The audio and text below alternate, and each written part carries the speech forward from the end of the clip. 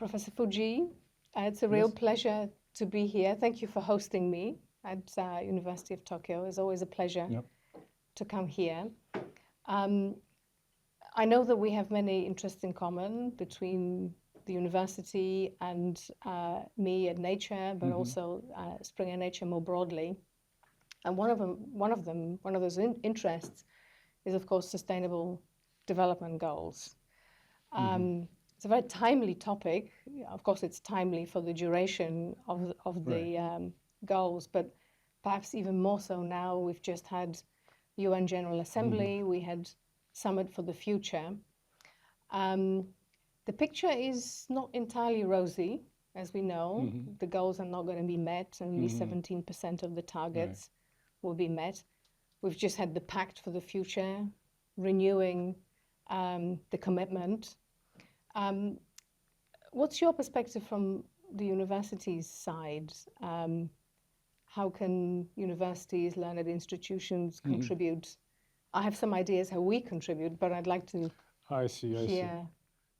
Yes, so so thank you so much, Ms. Skipper, and it's a great, pleasure to talk to you today.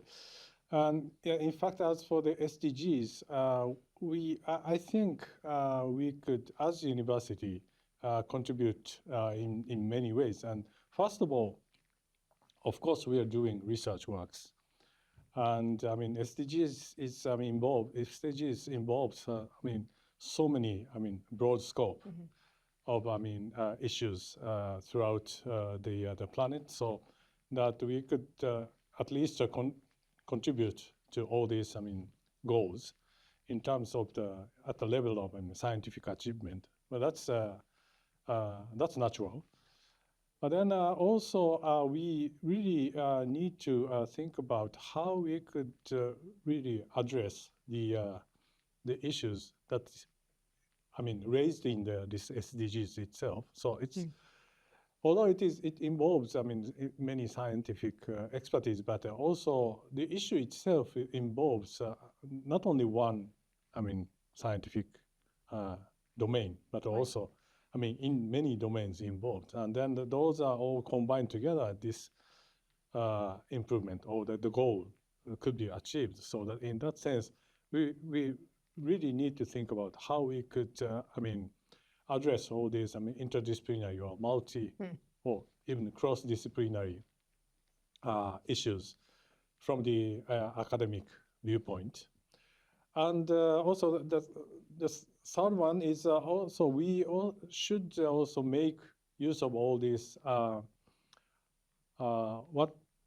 what is revealed from the science or what we have done, but that is not only for us, but also for the whole society or whole people on Earth. So that how we could also share all these things together with the people, it's so crucial, because SDGs is not only for the specific people, but all of us are sharing all these.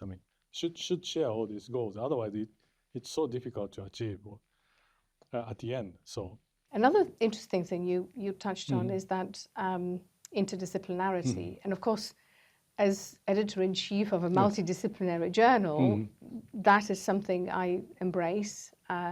Definitely. I sometimes say that if anything, now we're seeing a renaissance of these multidisciplinary journals, because some of the most complex questions require complex solutions. And it's through disciplinarians coming together around a common problem that we're likely to solve them. But from a university's perspective, where you, by and large, are organized in traditional settings of traditional disciplines, how do you foster these collaborations? Okay. So, we, of course, yes. So it's very important to think about this, collaboration amongst the disciplines. So in our case, we, for example, have a couple of mechanisms that implemented in the university. And so first of all, we have this this is a kind of virtual, organization, internal one, but to put the multiple expertise together to set up kind of a new target, which is naturally interdisciplinary, and then working on those problems. So, for example, these earthquakes. So in Japan there are so many earthquakes, and earthquakes makes a kind of many signs in the kind of really in the long range, like maybe 100,000 years of the marks in the all this geological setting. But at the same time, if you look back the history, so we have also the documents in the range of at least around 1,000 years or so. So that, if they could combine their knowledge together, so we could see what exactly happened in for example, the 500-600 years ago. At the time, there's the earthquake. There's a kind of trace of the earthquake found in somewhere, but then in this document there's some description of that. So like this way, this is one of the examples, but kind of very interesting combination of the disciplines. So like this way, there's the mechanism to put all these expertise together. So that's one thing. So we are now running, I think, more than 40 of those, combination internally as a university. And also there's another two mechanism that is promote or even urge us to collaborate in between the discipline. So the one is the industry collaboration. So we are basically trying to collaborate with industry, of course, at the individual, level of individual problem levels, but also like a holistic way, so that the whole university is collaborating with the whole company. So big company, it's an organization to organization. So in that case, we basically share the vision together, and then involve all the expertise to realize such kind of visions. So then, in that case, we have to naturally involve some professors from engineering, but some professors from economics, and some from, for example, philosophy and so on. Because nowadays, all the companies are looking at kind of all the societal issues, and even kind of philosophy of their own, domain of business and so on. So that, like this way, it is this kind of holistic collaboration with the industry. It naturally involves the different types of expertise into this initiative. That's really interesting. And of course, it's not surprising that it's not that difficult to put exponents of different disciplines together around a common problem. Of course, researchers, scientists really like to solve a problem, and that really brings them together. At times, there may be a communication issue, because of course we know that each discipline has its own language. From my perspective, we sometimes have to think extra hard how to peer review those papers, which are particularly multidisciplinary. That requires a real skill of the editors, very careful oversight and careful choice of reviewers, but also careful interpretation of those referees' comments to help authors who themselves represent a multidisciplinary group. But indeed, when a problem is really interesting and urgent, it's not so difficult to unite researchers around the cause. I was intrigued particularly by your early example when you gave example of historians working with geologists to combine sort of historic knowledge of earthquakes and their aftermath with perhaps responses today and indeed patterns, presumably, of where these earthquakes took place. That's something that actually only in recent years we've begun to benefit from in nature.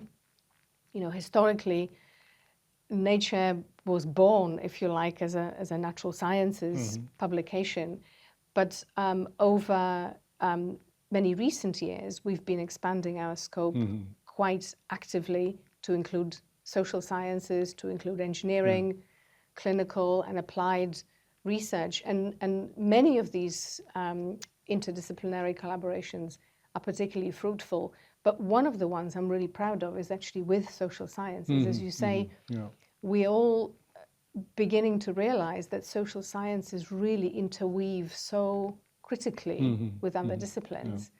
And we're realizing how much we were missing by keeping them separate previously. One other thing you mentioned intrigues me.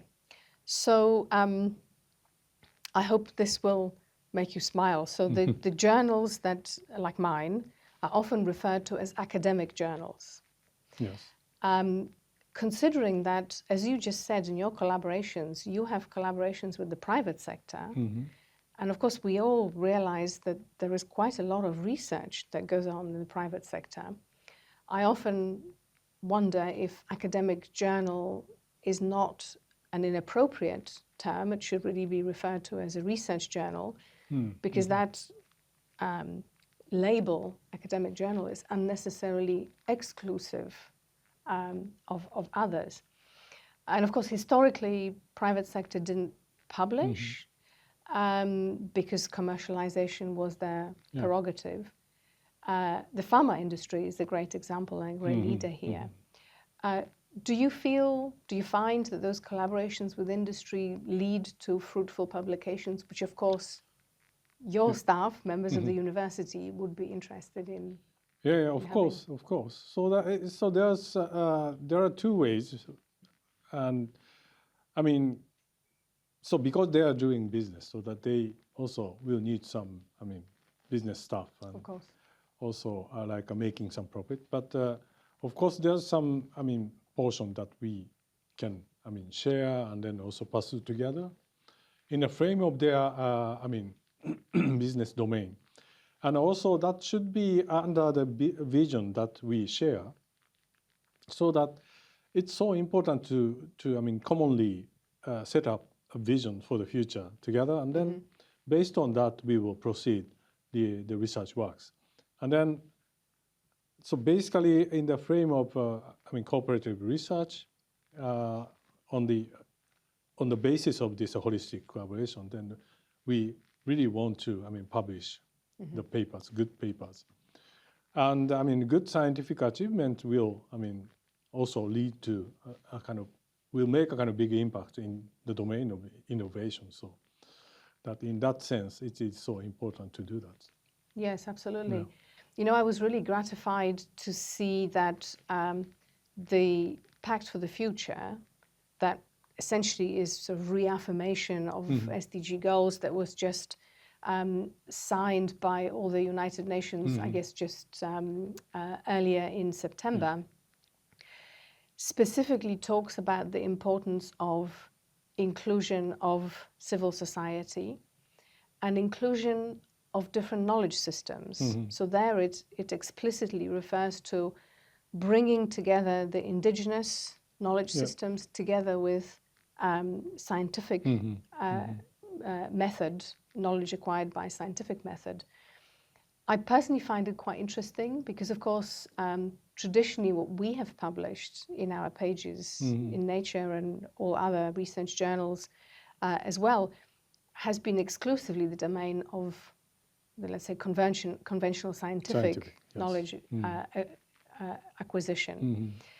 But increasingly we are interested in engaging with and providing platform and writing about indigenous people and their knowledge systems, their specific concerns and desires, and how that coming together of the indigenous perspective with the scientific perspective can in the end drive our knowledge faster in a better direction. The one example that I just told to our so newcomers at the matriculation ceremony, and about our new observatory set up in the Atacama Desert. Ah, yes. And there we, constructed a kind of new observatory building at the top of the mountain, which is called the Cerro Chacnantol, and 5,400 meter high. But then there's, of course, people living there. Yep. And then we really need to, appreciate their, really need their cooperation to set up this, Absolutely. Observatory, very high, very unusual environment for us. It's a kind of very high altitude. And then so it took a kind of, it has been like more than 25 years since we, at the beginning of the planning, but we could build up all this relationship with them. And then at the end, we could get the kind of really warm, cooperation from them. So that science is always, doesn't work only in a scientist understanding, but also we really need to think about all these viewpoints from the other angle. So, and it's such a nice example because, of course, there's perhaps I should say infamous example in Hawaii of Mauna Kea, where that engagement with the community was not the case, and the constant tension between the astronomy community and the local community. So it's great. It really is a great example that showcases how putting the extra work, it may take longer, but putting the extra work really pays off in the long run. I think it also benefits science as an enterprise more broadly because it feeds and builds into trust in science as well, that transparency, that engagement and inclusion, which of course is also an important part of SDGs, SDG 10, all of that equity, which is wrapped up in inclusion as well. I think very, very important.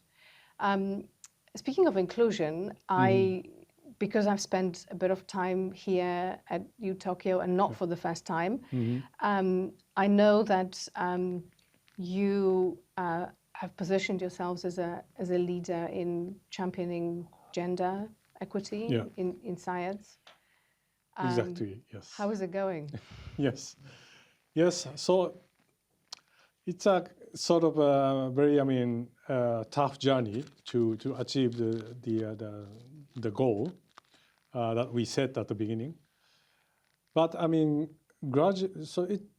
but at the same time, to see the real effect or real achievement, so we really need to share the importance of this diversity, especially in our case, gender diversity.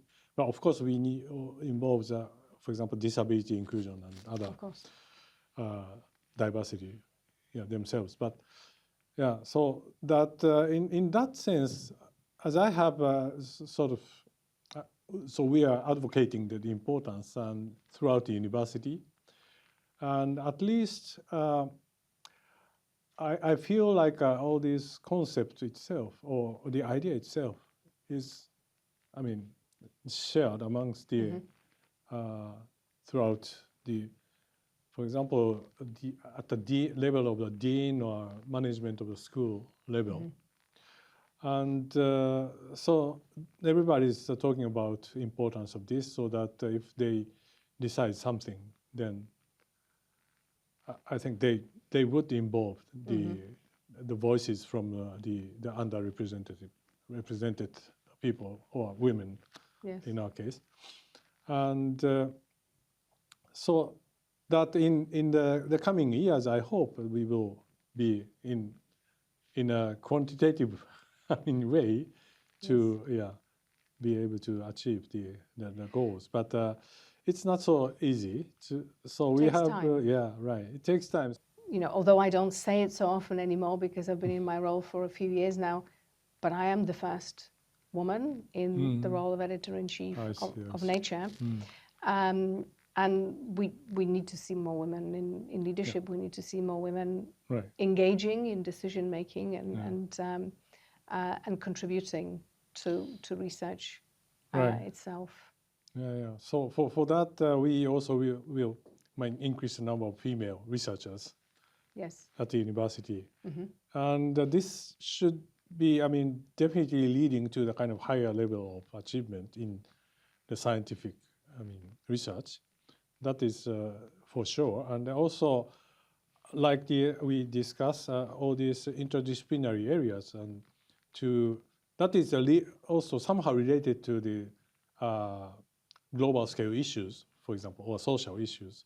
Absolutely. And to come up with a kind of right solution to be shared by the many people, then you will also need to have a diversity, so diverse viewpoint. Otherwise, it cannot be accepted by the people. So in that sense, also we really need to, have the more female representation in the domain or in the field of all this. Even in the interdisciplinary areas. Absolutely. Yeah. You have a symposium coming up. Yes. Early in 2025. Yes. The SDG symposium. Yes. It's going to be focused on inequity. Is that right? Right. Do you already imagine what under that inequity umbrella you would like to see discussed in this symposium? So that first of all, so I had also an opportunity to discuss with our students in the frame of this safeguarding global commons, and global commons means not only the climate change, but also the biodiversity, water quality, soil pollution, and so on, everything, like a kind of the healthy planet. But then these students they talk about again this diversity thing and how to involve the viewpoint of different the people from a different background, and also how we could see the values of the everything. So that is almost like challenging the capitalism itself. So that we are not, if we are only pursuing the only, one indicator like a GDP or this economic, growth, and then it is already, impossible, right? So that we will need to come up with what is the real value for everyone. And those are, I was very much impressed by their argument. So I think like this way, we will need to change the way to think about what will be the well-being of ourselves, and those kind of a discussion should also involve from a different viewpoint in the involving all this. For example, people from the indigenous, indigenous people or people living in the other, maybe in the cities, but. And also, of course, gender diversity and internationality and so on. But so that if we could discuss around this, equity thing, in terms of how the individuals on us could, achieve their own well-being in the really kind of on an equal basis. For example, access to the information, for example. Yes. Yeah. Or like public services or whatever. So that might be a good topic to discuss. Absolutely. And, a couple of things really stick out for me in what you just said. One is how incredibly important what you said illustrates how incredibly important it is to involve young people in these conversations because they have such valuable perspectives that most definitely complement perspectives that we have, and sometimes make us realize that actually our perspective maybe is not so relevant. At least maybe I can speak for myself, but sometimes it happens.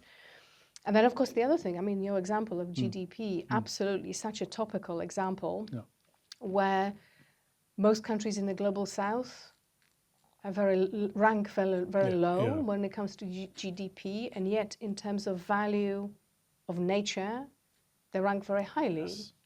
And yet we don't evaluate that. We don't take that into consideration when it comes to economic evaluation and contributions, and that has all sorts of ramifications.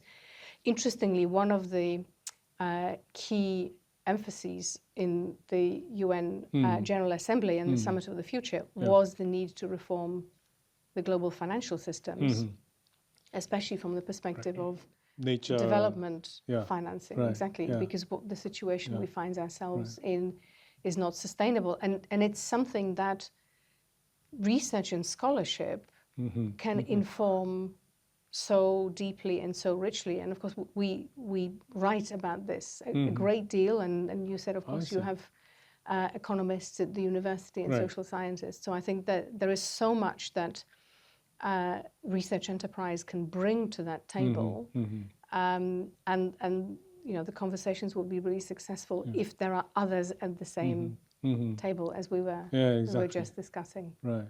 Yeah. Yeah. Then for that topic, so it's also really important to have the kind of ways to, for example, measure all this impact of the development over the nature thing, so natural environment, and also how to, I mean, gather all this data and then collect in one place to, I mean, compare what is happening throughout the region by region. So like this way, there are so many things that we can, I mean, from the engineering or technology viewpoint, it's so many things that can be done, and also those are in collaboration with all these, I mean, financing specialists and development specialists. So, and then of course we will need to involve all these voices from the youth. So, so SDG 17, partnership for the goals. Yes, exactly. Here we come. We've come full circle.